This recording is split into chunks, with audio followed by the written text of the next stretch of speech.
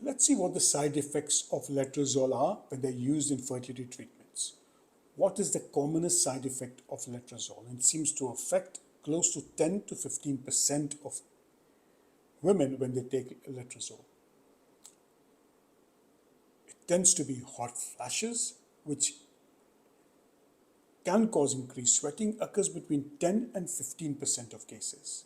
Fatigue and weakness is again a very common symptom. Headaches, joint and muscle pain, nausea and vomiting occurs in a small minority between 2 and 3%.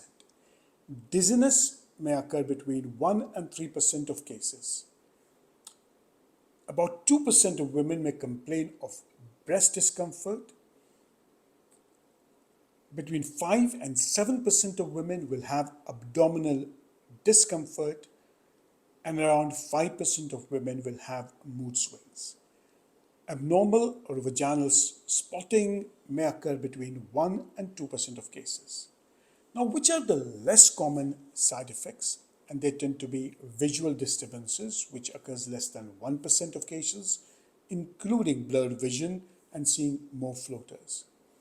Ovarian enlargement can occur between 10 and 15%. That's due to more follicles growing.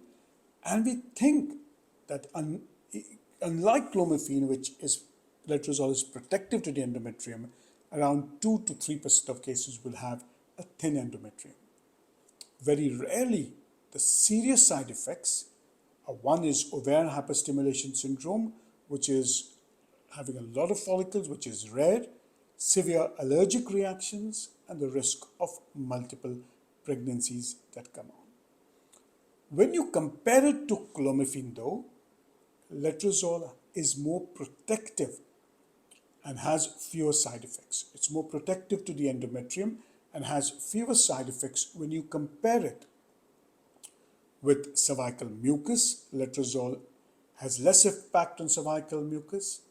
It has a better impact on the endometrial lining or the womb lining, where letrozole affects womb lining more positively and in fact is more effective than clomiphene.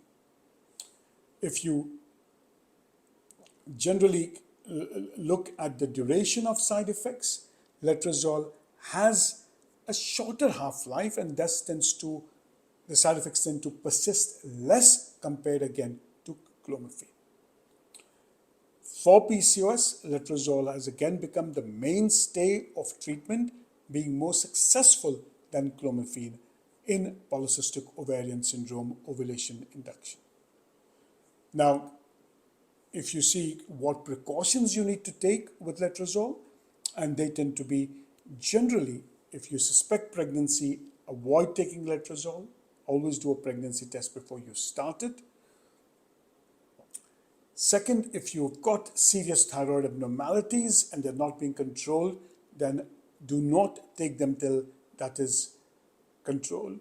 And thirdly, if you have liver impairment, then in those cases, letrozole should not be taken. It's generally a safe drug. If you have any concerns, get back to your doctor.